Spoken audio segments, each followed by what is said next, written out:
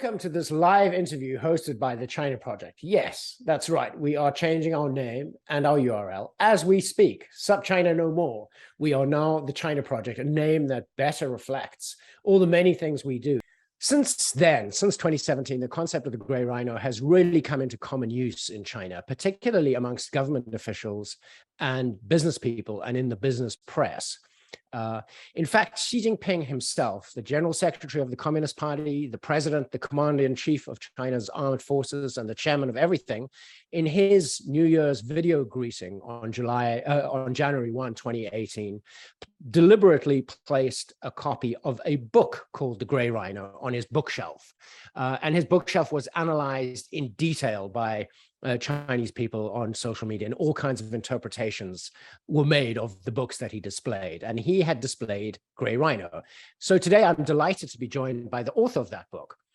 Michele Wucker came up with the concept and first introduced the concept of the Gray Rhino to a wider audience at Davos in 2013. She is a writer, former think tanker and media executive, entrepreneur, and strategist.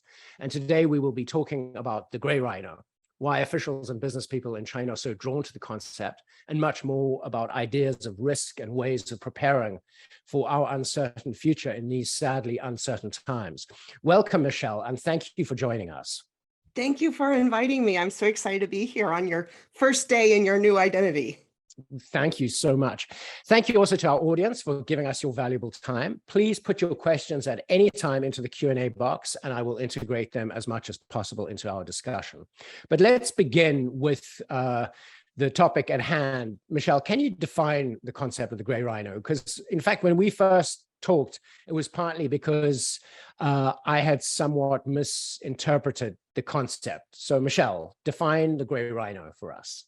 Sure. So the Gray Rhino is a metaphor for the need to take a fresh look at big, obvious threats. Think about the big, scary thing coming at you and charging and giving you a choice. What are you going to do?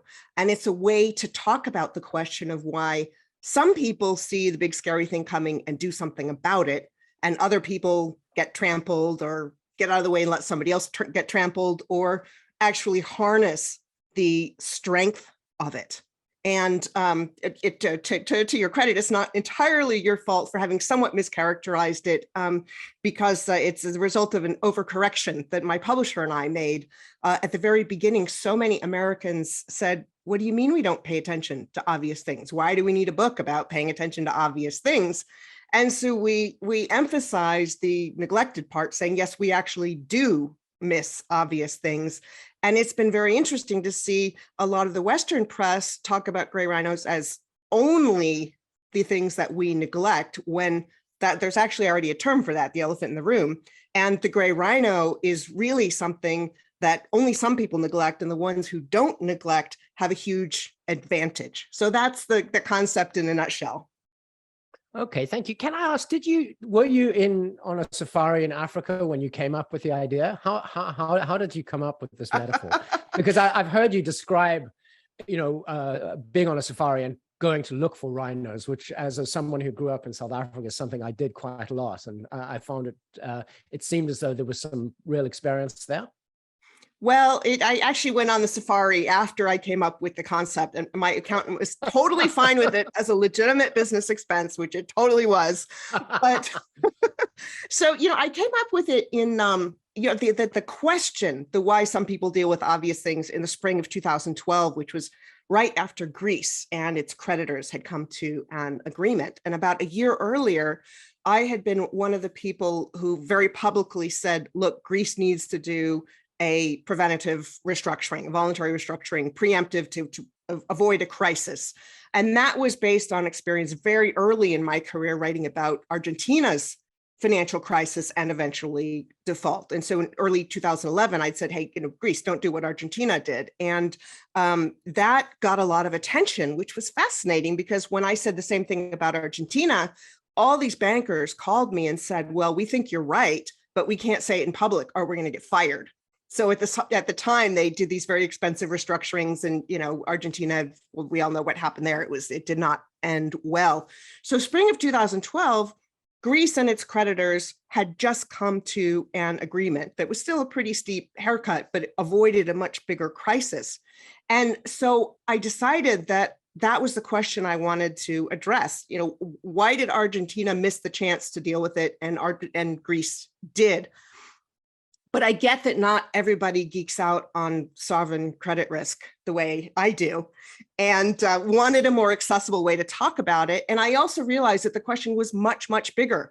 You know, business strategy, bigger policy questions like, like climate change, like actually China's earlier economic reforms under Deng Xiaoping. So I was trying to come up with a way to talk about it. And I was sitting in my office with a friend, very senior corporate M&A lawyer, and said, it's the big thing that's coming at you. It's really scary. And that's when the image of the horn, the scary horn, popped into my head, and the big rhino. And so he made a black swan joke, referring, of course, to the things that are highly improbable, in fact, so unimaginable that you just can't foresee them. And I didn't really want to do a derivative concept of a metaphor that has been actually quite badly misused. But I remembered going to the zoo when I was a kid and seeing a rhino, which was gray, which any child who goes to the zoo will point out immediately. But isn't there a thing as a black rhino? There's such a thing as a white rhino too. Let me go to Wikipedia because I don't really remember. And that's when I realized that gray would be a fantastic metaphor because it draws attention to how likely we are to look away from the obvious thing. And so that's how the image came up that summer. And it was only later that a friend said, well, you have to go on safari. And, my friend was right. And, I actually described, a rhino coming at you on safari, which unfortunately didn't happen to me. We had a hard time finding rhinos. Sometimes you have to actually look at them. but that's how the term came about. I think as somebody who has been charged by a rhino, I think you're actually quite lucky it didn't happen. It's terrifying.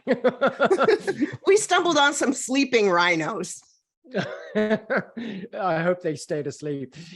So let's talk about the difference between Western media coverage and Chinese media coverage and sort of official commentary on the concept of the gray rhino.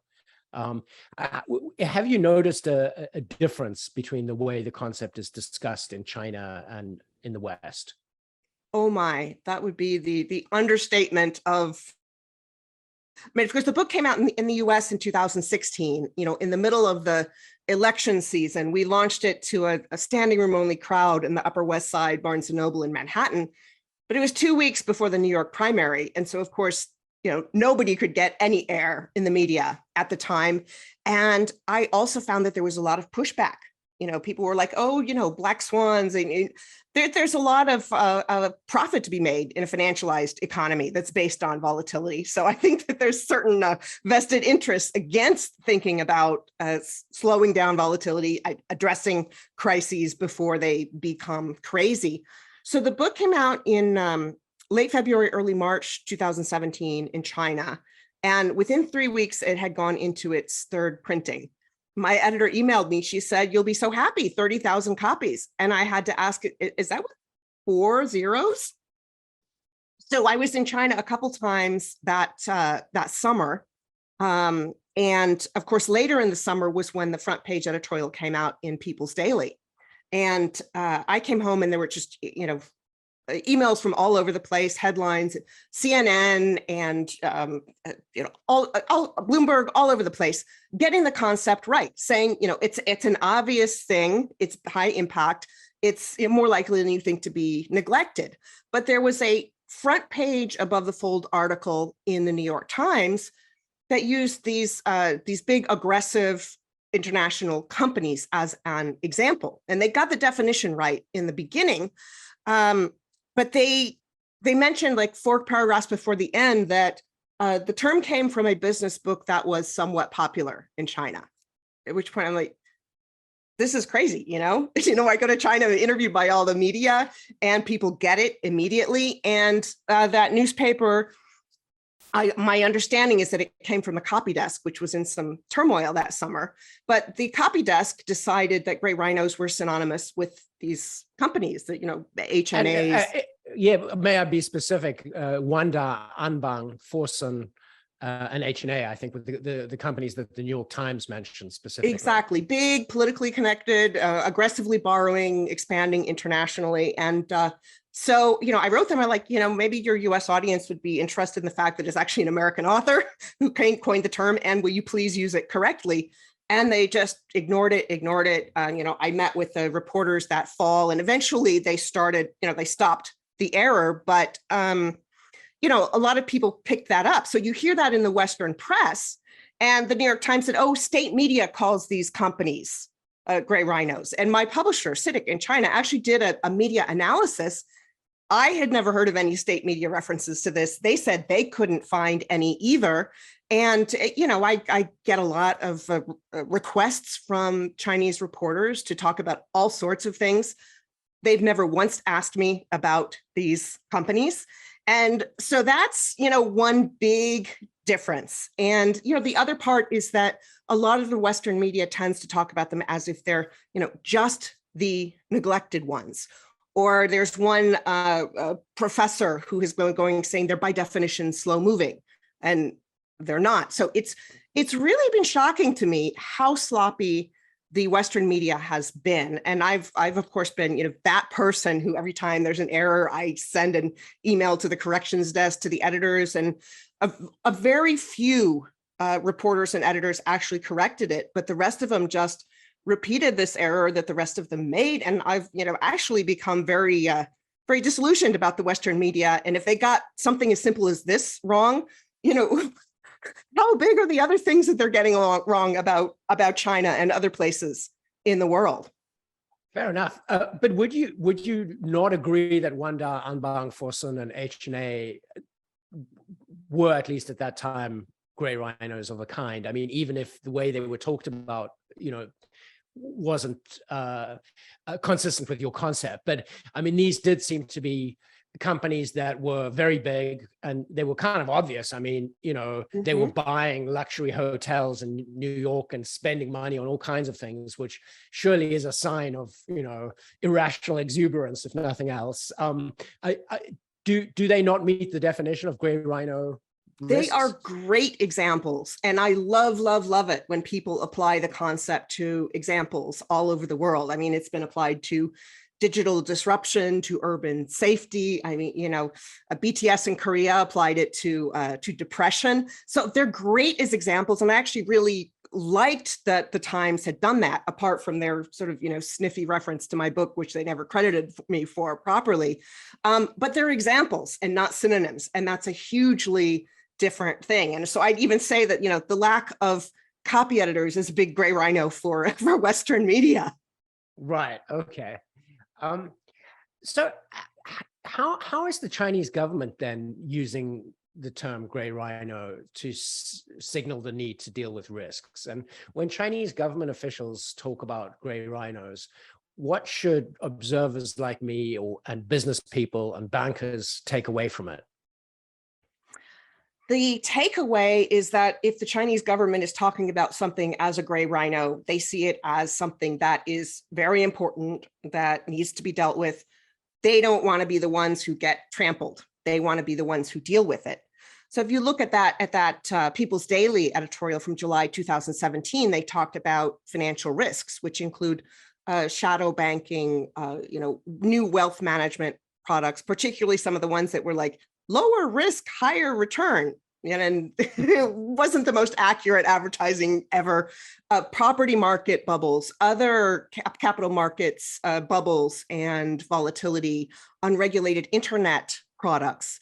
And the same day that appeared, the small cap and tech stocks in China dropped by roughly 5%. In a single day, because those were seen as the riskiest ones. And actually, just a couple of weeks after the announcement, Evergrande, another company we have become quite familiar with, came out and repeated their pledge to reduce their borrowing. So that fall, you started to see a lot of very, very surgical financial risk policies, particularly around mortgage requirements, things like that. The next spring, you saw a lot of peer-to-peer lending platforms go under. You've seen, years-long effort to address the real estate crisis. And then, of course, as Evergrande and other real estate companies started teetering about a year ago, the Chinese government was also looking at intended side effects. How do we manage this bit by bit, which is a hallmark of Chinese policy, the kind of crossing the river by feeling the stones. So when the Chinese government says something's important, they use Gray Rhino to signal it. We saw it after there was a fall of 2017, there was a big urban fire. They talked about it as urban safety was a Gray Rhino. There was also a speech in fall of 2017 when China's top regulator mentioned, real estate's big Gray Rhino. But in that same speech, he also talked about financial regulation, fintech, internet. And right after that was when you started to see a lot of policy changes and crackdowns on financial internet companies. And actually digital data is something that reporters had asked me about quite a bit. And December, you saw a comment about the need to secure natural resources. Very, very important. And so, when you hear the Chinese government talking about that, and when you hear the media talking about it, it's something that's on people's mind that's really, really important. And as an investor, as a policymaker, as media, you need to pay attention to it. That makes a lot of sense. So, I mean, that's basically when the government talks about gray rhinos, everybody should be very careful, because if the gray rhino itself doesn't, run you over and stampede you into the ground, the Chinese Communist Party probably will, if you're not watching what you're doing. How about the Chinese media and, high-level Chinese audiences that you've interacted with? Because you go to China, you speak to a lot of people. What are the typical questions you get from the Chinese media and Chinese audiences? I've been so impressed by the Chinese media, actually, the really thoughtful kinds of questions I get on all sorts of topics, including, some of the first ones were actually about the, digital data. There was a fight between a hardware provider and a platform provider over who owned the data. I get a lot of questions about financial risk, obviously, a lot of questions about the US. Because I found that there's been such a huge disconnect between the way people talk about financial risk in China and in the US. I talk a lot about the asset bubbles that resulted from quantitative easing and low interest rates for so long in China, the speculative versus the real economy. And reporters in China ask me about that. And when I've been to China, I get lots and lots of questions about that. I've gotten questions about what are the top gray rhinos that we should be looking for in the global economy this year. A lot of questions about technology, technology in the future of work, the broader policy framework around technology, and just really thoughtful questions. I did a presentation for C40 financial group with top Chinese policymakers, and we had a very, very detailed conversation about financial risk policies, about asset bubbles, about how to deal with them. And people are very aware that it's not easy to recognize when an asset bubble is about to pop. They realize that it's not easy to try to slow its growth, which is what China has been doing, preventing a much bigger crisis down the road. And so I've just been fascinated by these questions. When in the US, I've talked a number of times about asset bubbles, and people are like, well, interest rates are going to stay low, corporate tax cut, blah, blah, blah. And there are people in the markets who are very smart and pay attention to this, who have also been hollering about these dangers that are growing, but not at the systemic level that I've seen in China, and not at the depth and level of thoughtfulness. So let me take one of those questions that you mentioned. So what are the top gray rhinos, in your opinion, right now that we should be looking out for in the global economy? Well, in general, and I should say that gray rhinos look different from everybody's perspective. And I'm a policy person. I love big macro 30,000 foot things. And so this is from my perspective. If I'm asked from a manufacturer's perspective or other ones, then we'll come up with different things. But for me, there have been three interrelated issues that have been going on for a while. One is financial fragilities, which includes these asset bubbles, the unintended consequences of quantitative easing, climate change, its potential impacts on the financial system and on everything else. And of course, we're seeing those with all the crazy weather stories we're seeing this summer, and a town in the US running out of water. And third is inequality, which results from some of these unintended consequences of financial policies, which is very closely related to climate change, that the people who've caused the least amount of it are suffering the most consequences.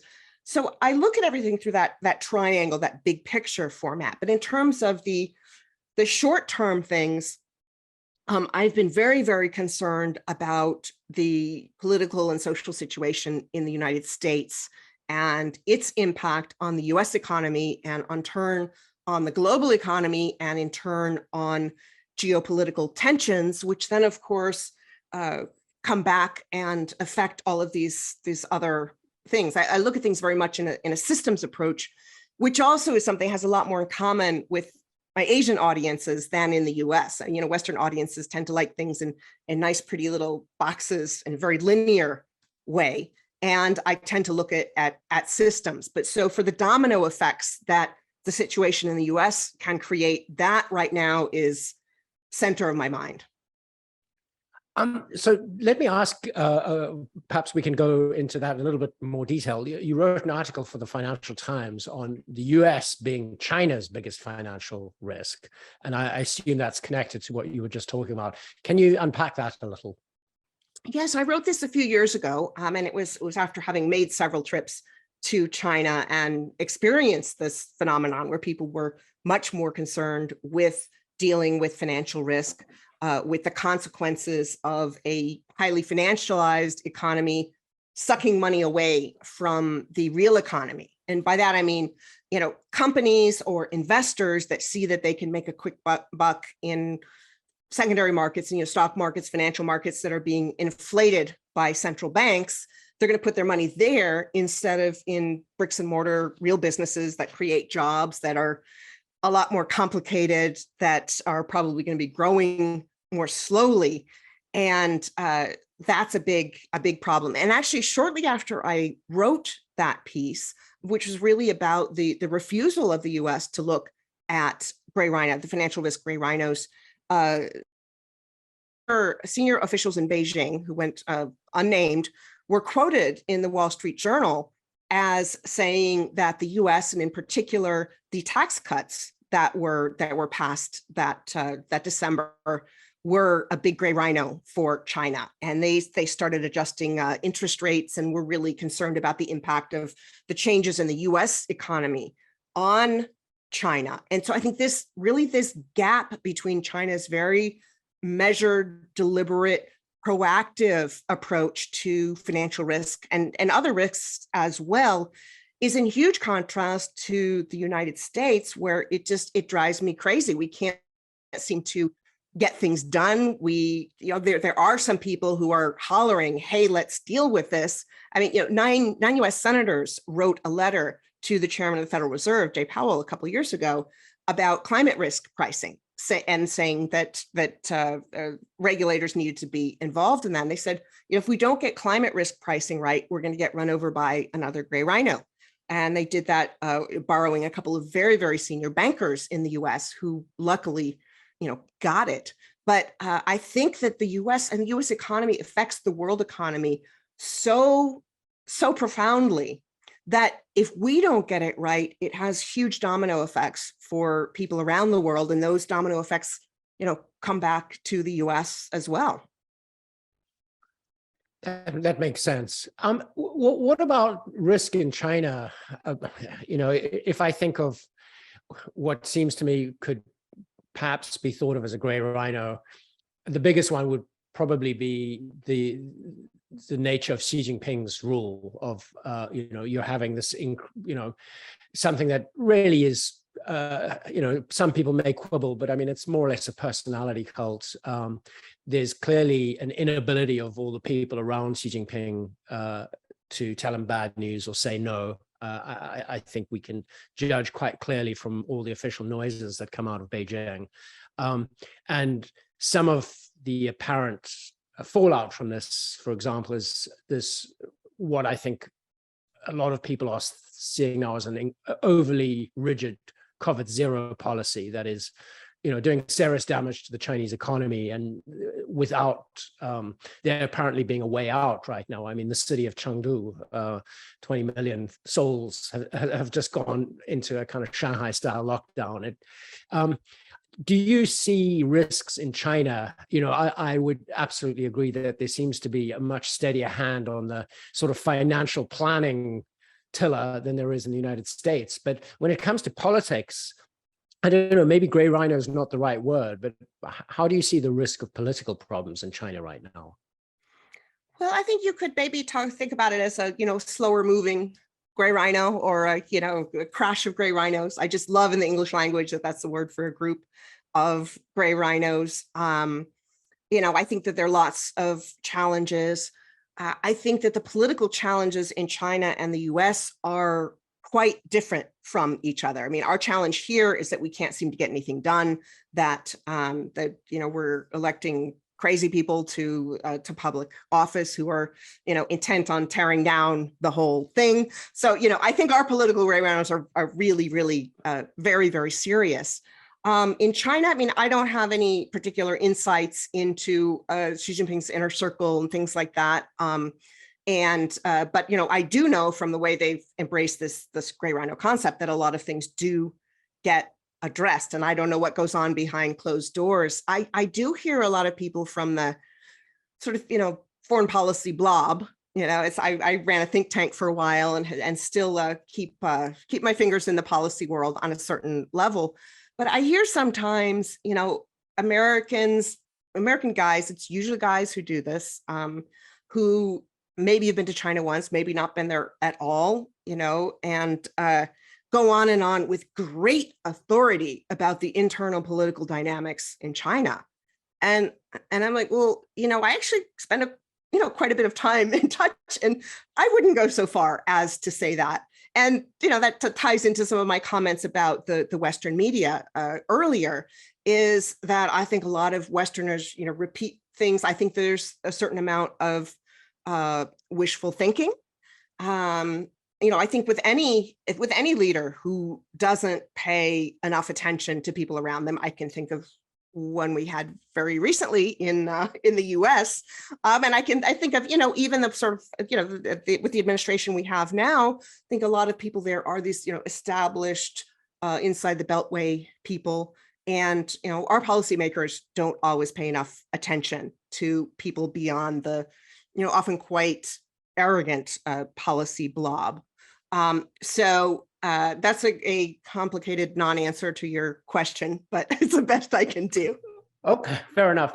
How about, we've talked about differing interpretations in China and the United States, let's say, instead of the West, of the gray rhino, and different ways people have responded to the concept. But if you expand it to risk generally, your most recent book is called "You Are What You Risk: The New Art and Science of Navigating an Uncertain World." And we are navigating a very uncertain world. I think that's right. You obviously speak to a lot of people in China, around the world, about risk generally, not just the gray rhino concept. So if I can ask for an impossible generalization, what are the differences between the way people in China and outside China think about risk?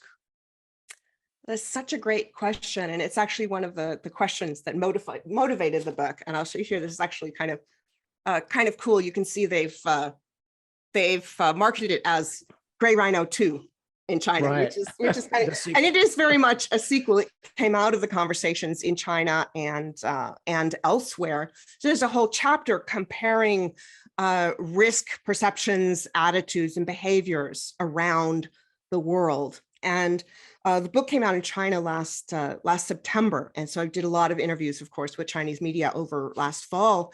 And one of the questions I got was from people saying, oh, Chinese people are very risk averse, which is a word I hate. The risk A word, I started to call it. And and young people. And I think it's the whole question of risk averse is a problem, because the definition is that somebody will take fewer risks, all things being the same. But there's rarely a circumstance where things are the same. There's some research I quote in the book where they did a lot of this research tends to be with college students, which is a limited circle, but there were some Chinese and some American subjects in the study, and they were given a financial risk question about, I think it was something like 4% fixed interest rate or 0 to 8% fluctuating interest rate. And the fluctuating one was actually really more about uncertainty than risk, that having less information. Which one would you prefer? And all the participants ahead of time said that they thought that the Americans would take the riskier choice. And as it turned out, they made very, very similar choices. And the researchers were like, what's going on? And their theory was that the Chinese and the Americans perceive the risk differently. My experience has certainly been that Chinese people are more risk aware. They recognize things faster and they pay more attention and they think about it and they're more likely to act than Americans are. And so the Chinese actually perceived the difference. They perceived the so-called riskier option to be less risky than the Americans did. So in that, actually, they were, they weren't quite the same. And so the researchers thought that it was due to the difference between collectivist and individualist cultures, that in collectivist cultures, people expect other people to step in. In China, certainly people expect the government to step in. In Beijing, I can't count the number of times people said, oh, my parents want to buy an apartment. And I told them it's a bubble, it's way too expensive. And they said, oh no, the government won't let anything bad happen. And so I think that perception of how risky something is very, very important. And I think the sense of personal agency and collective agency is really important. There's been some work on individualist cultures showing that people actually feel less sense of personal agency than collectivist cultures, which is the opposite of what you would expect.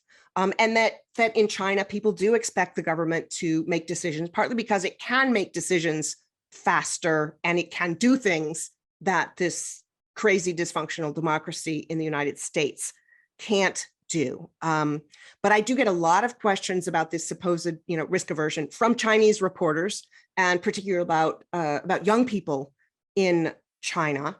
And I also often talk about how doing something to prevent a risk from spinning out of control can often be perceived as riskier sometimes than the risk itself. People would rather be wrong with everybody else than right alone. And I think that the real estate situation and the financial risk situation in China is a very good example of that. This experiment to try to move the real estate bubble and other debt and financial risk bubbles to a plateau is a very, very difficult move. It's not easy to do because markets tend to be either boom or bust, and one or the other. And so the fact that they're doing this is really, really important. And I think the Western media has gotten that wrong as well. I mean, in 2018, they were talking about the Chinese real estate starting to go down, and they're saying, "Oh yeah, we're winning the trade war. The trade war is the reason for this happening." And no, this is a deliberate policy choice. And so I think that in real estate and in other areas, I think the Chinese government is trying to change how people in China think about what risks will automatically be covered and what won't. So they're trying to change the perception of the risk, which you have to do to get people to behave differently. So it's one of these it's like a fun room in a carnival, that as you perceive the risk and do something about it, the risk itself actually changes. And we're seeing a lot of that going on in China right now. So we have a question from Seth Costin. What are the key things Chinese business leaders watch as indicators of US policy towards China? That's a great question. I mean, interest rates there's a big article just a few days ago about US real estate market with a lot of attention to interest rates. Obviously, trade policy is a very, very big thing, particularly because of the chest thumping that happened during the Trump administration and the hopes, I think among a lot of people on both sides, that some of those the tariffs are going to be lowered.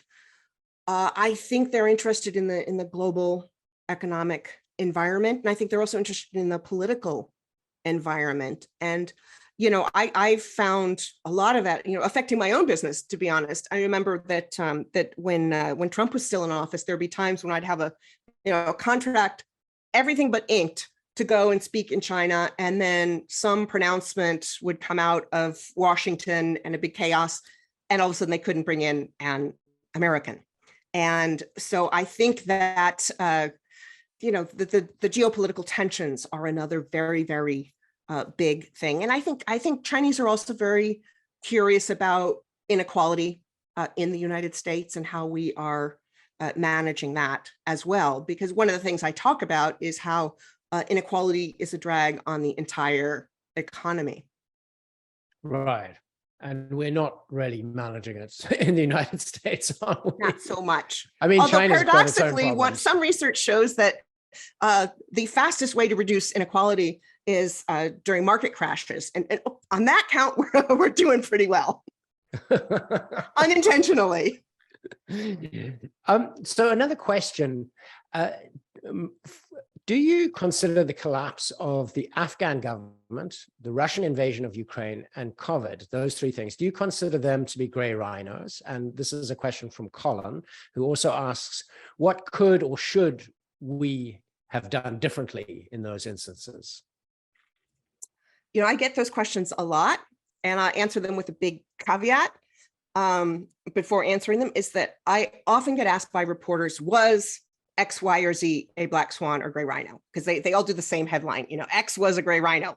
And that's, because this is very much how the black swan was used, is that you just get this headline, blah is a black swan, and then it just gets left there. And of course, you can only see black swans in the rearview mirror. And the gray rhino is very much meant as a forward-looking concept.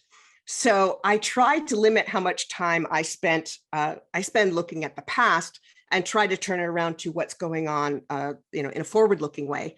And I also try to draw attention to the, who was something a gray rhino to.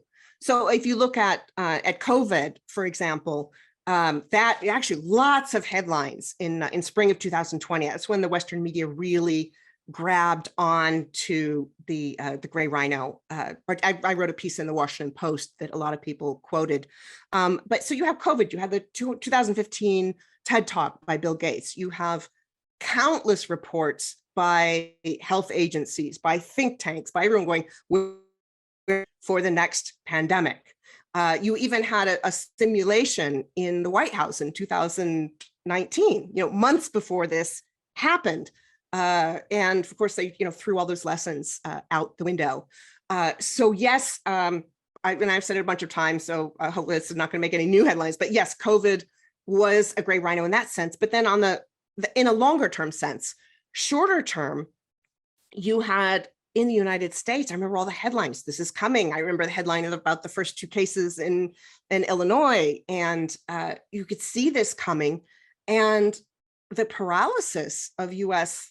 policy in face of COVID was something else. And also the different responses from individuals who obviously didn't have any responsibility for the big picture preparedness, but who, once it hit, had responsibility for themselves and for their neighbors.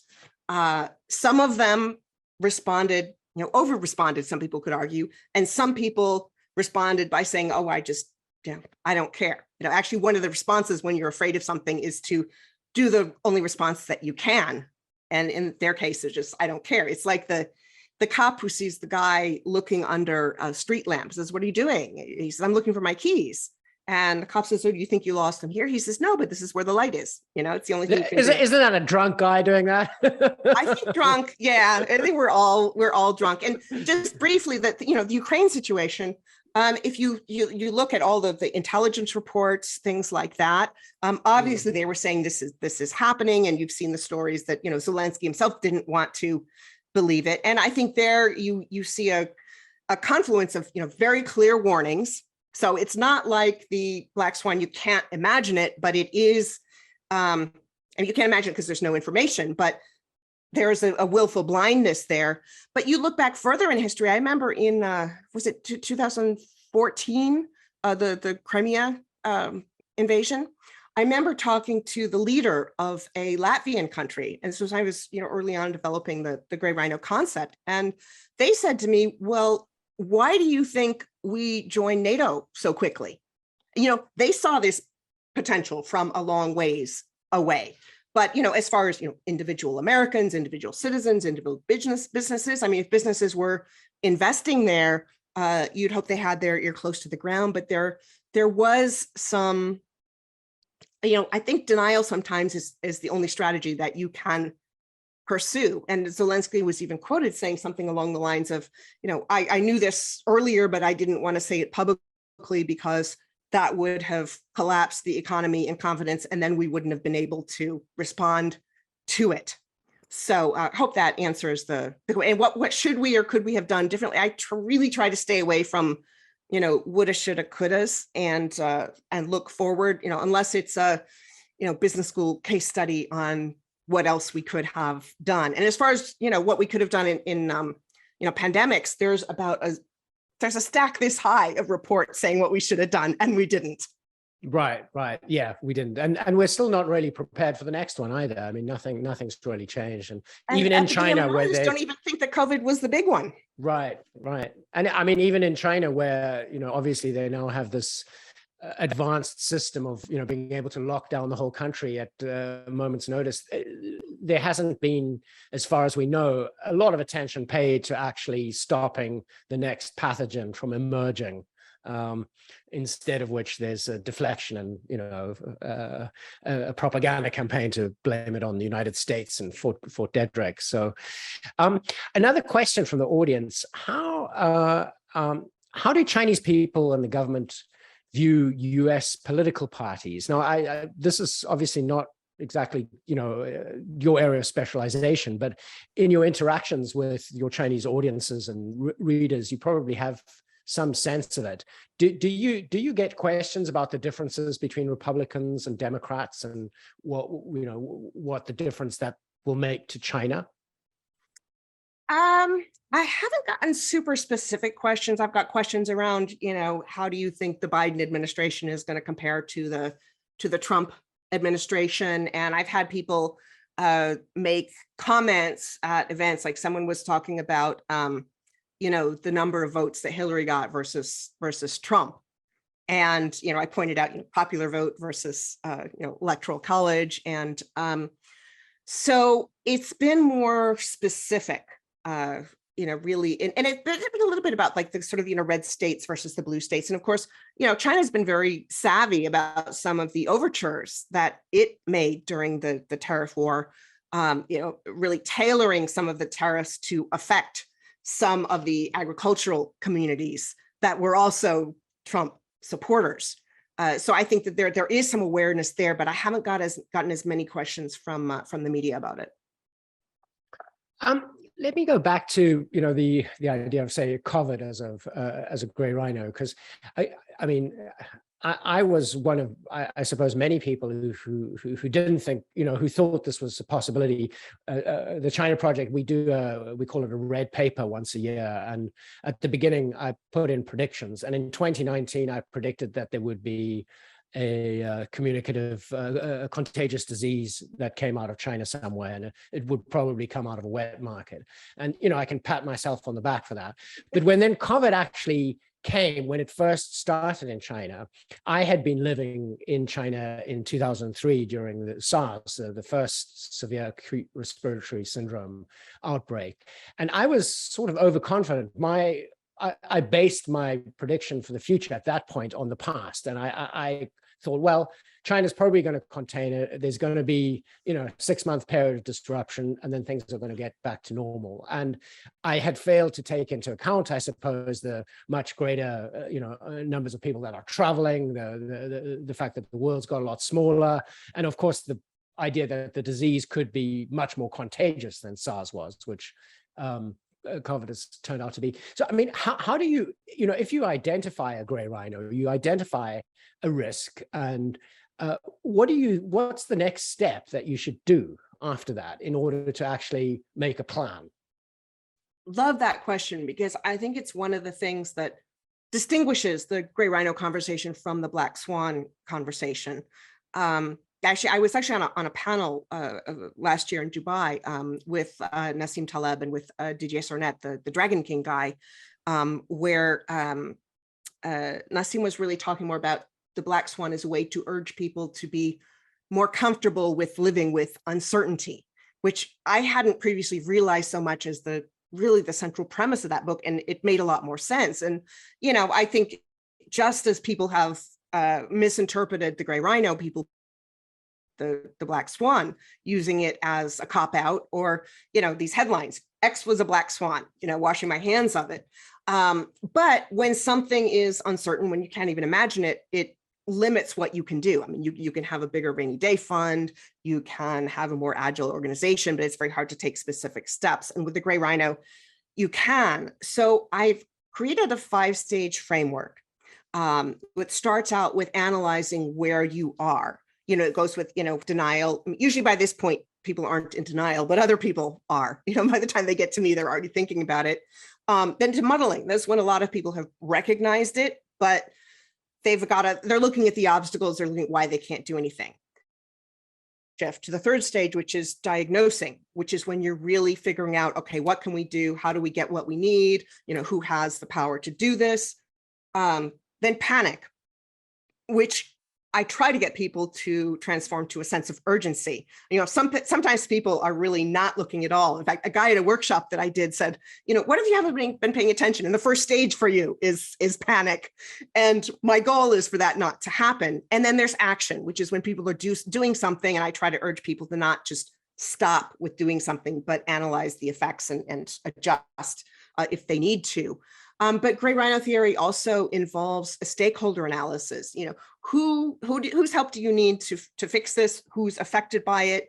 And then what stage are these people in? And what are the things that you need to do to motivate them to get from denial all the way to action?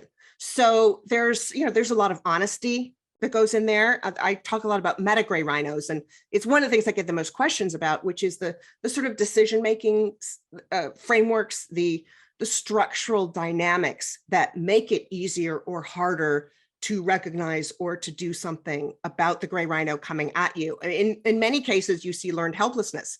People see the gray rhino and they don't feel like it can have any impact on it, so they just say la la la la la and shut it out. So you can analyze a gray rhino at each of these stages. There are different obstacles and different opportunities to act, and there's also different kinds. There's slow moving ones. There's fast moving ones. There's ones that are close. There are ones that are far. And then, to my great surprise, a lot of my readers came to me and talked about personal gray rhinos, which wasn't what I had intended the concept for. I wrote it for business and policy leaders. But I've actually, really given a nod to the readers who apply it to, doing overdue taxes or elder care for their parent, or, health or career or things like that. So there is a framework. There are ways to think through things. And a lot of my work these days is to help people to go through that, and also to focus not just on identifying the risks, but on being very honest about how you're responding, what you need to do to improve your capacity. It's really about governance. So that's why a lot of boards of directors use this. A lot of first responders in the United States, emergency preparedness, very, very much used in the ESG world, in business continuity, disaster preparedness, a lot of financial officials, central banks, not just in China, but all around the world. Central bankers have quoted it. I've seen it quoted in NATO forums and all sorts of other places. So it's, I think that's one of the other misconceptions among some Western media, that it's just a Chinese thing. It's actually been used around the world, and it has actually a lot of very, very dedicated fans who apply the principles, and it helps.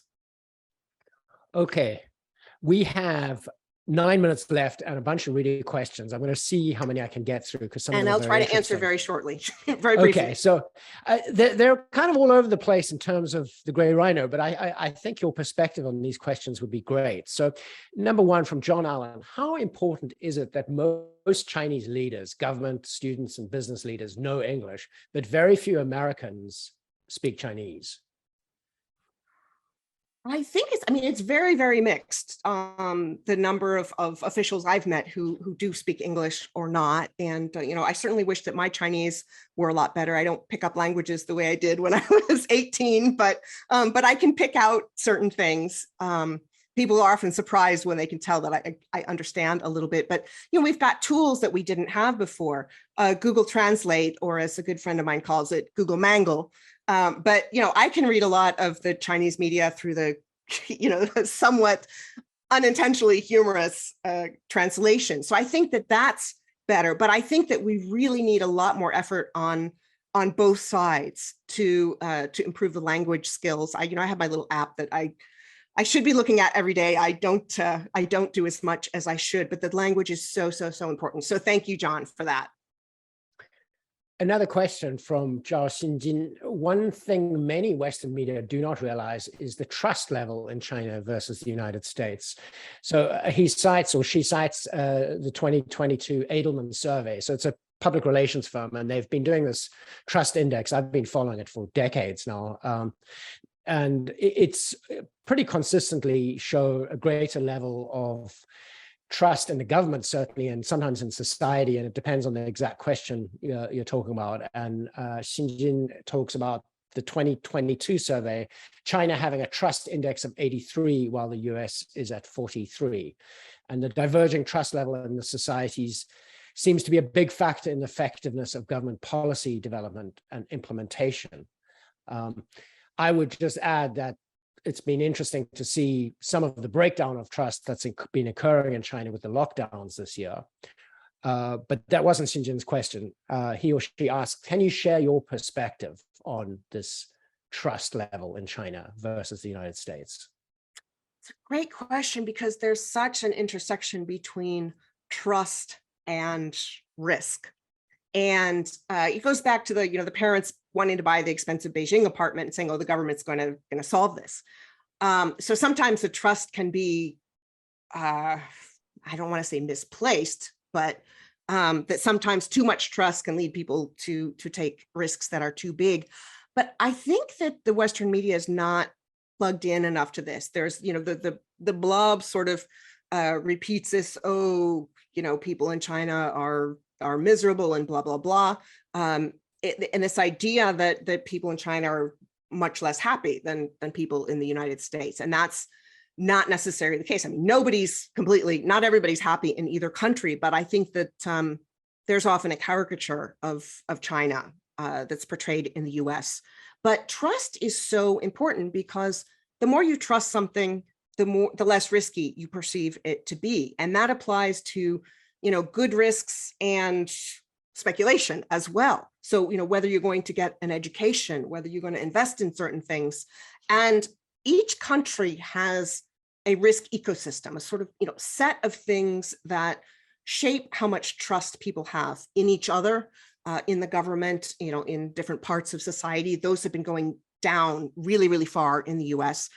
In You Are What You Risk, I quote some research that came out of Singapore, actually, that said at the beginning of the pandemic, the social trust in the government was so high that people weren't doing enough as individuals to deal with the pandemic.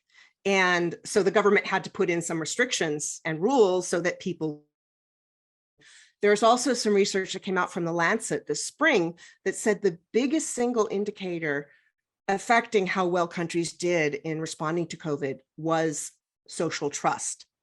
And that's very, very interesting. And they're very fluid in every country. And I think the countries, policymakers, business leaders, everyone should be thinking about whether they are increasing or decreasing trust and the impact of that on the risks that people take, both the good ones and the bad ones. Okay, very interesting. Here's another question about, what may be a gray rhino. I'm not sure, asked by Alexander Mirescu.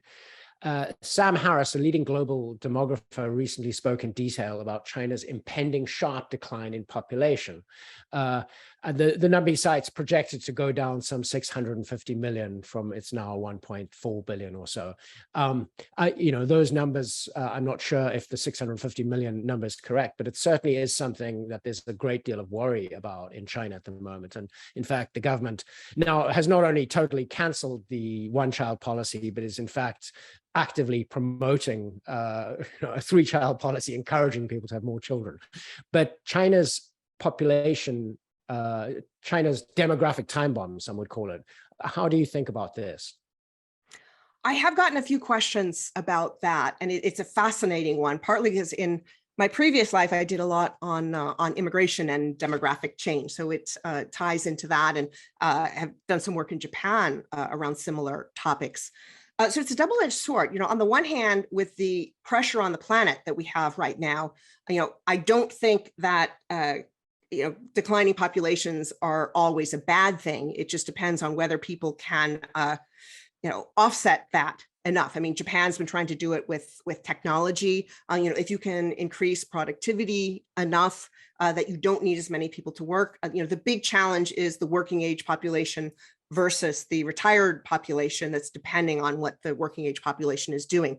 That's a whole big complicated system. But I know that they're very concerned about it in China.